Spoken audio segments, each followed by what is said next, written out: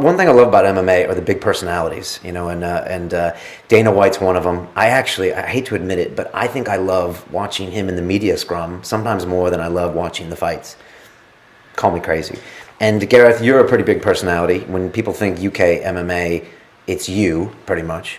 And as a journalist, yeah. Yeah, as a journalist. And in New York, we have Mr. Helwani, who... Well, Big Nose, you mean? Big Nose, your friend / nemesis, I don't know, who continually wins Nemesis, please. This MMA journalist. If I took Ariel on, I've already thrown the head kick at him several times. What, figuratively?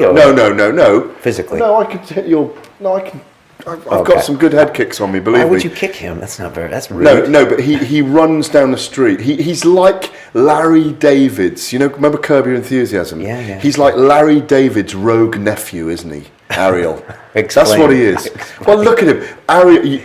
Listen, if we had Ariel in here now, you would fall off your chair laughing, because when I throw my head kick at him and he runs off down the street, it's like watching... like the Red Rooster running or something. He's got a really weird... His arms hang down by his head. I love Ariel. He's a great guy. He's doing a brilliant job. He's doing a brilliant job in America.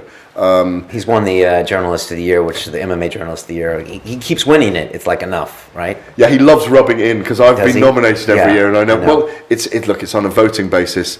He's more popular. I do think that this is an interesting point, actually, and I always have this argument with Ariel, and we are friends, that the way he covers MMA is very much for the modern age in the US. I still like to write about it as well. He doesn't write about it. And I think there's still a place for writing about MMA, even though people want video clips and little interviews. I like to craft a well-written piece about it as well. Yeah, you can tell, and you're right. But I deliberately do it because we do need to keep some of that in the sport to make it more of a mainstream.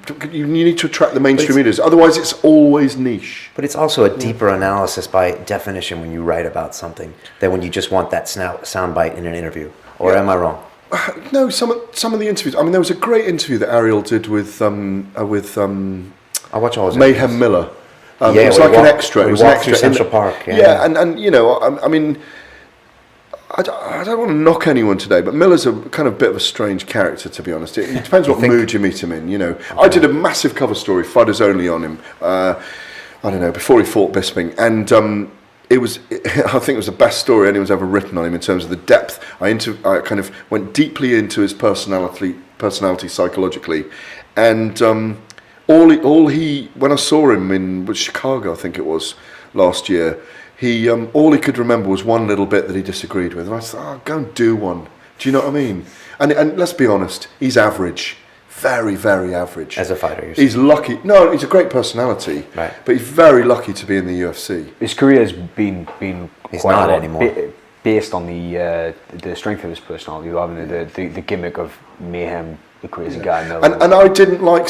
I had a go at Ariel, just to finish with Ariel. I had a go at Ariel. I thought that was a fantastic interview you did in New York, in the park. The interview before was shocking. The interview in the studio. He ran out of his studio. I interviewed Stefan Struve once, and it's last year, and he broke down during the interview because he hadn't told him his father was crying, and I actually felt genuine empathy for the man, and I wanted to see Ariel in that interview, in that studio, either reach out to Mayhem or kick him out of the fucking studio, because his behaviour was frankly ridiculous. He was on something, it's easy to see when someone's on something. Get him out.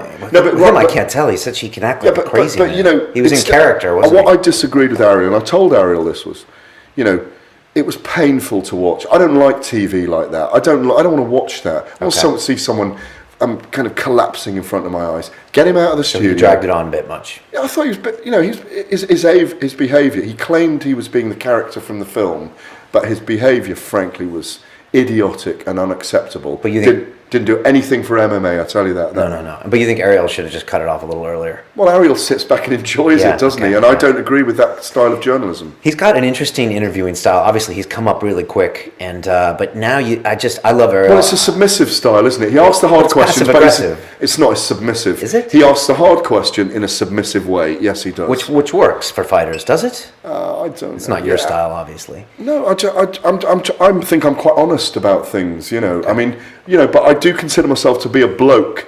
I might not kind of have a fight with Pete now in the octagon, but I'm a bloke, you know. As I said to you before we started, if I had to put an axe through your head, I would do it. If I had to... For no reason either. No, I said for the right... I said for the right reasons, I would have to do something. Oh, okay. Oh.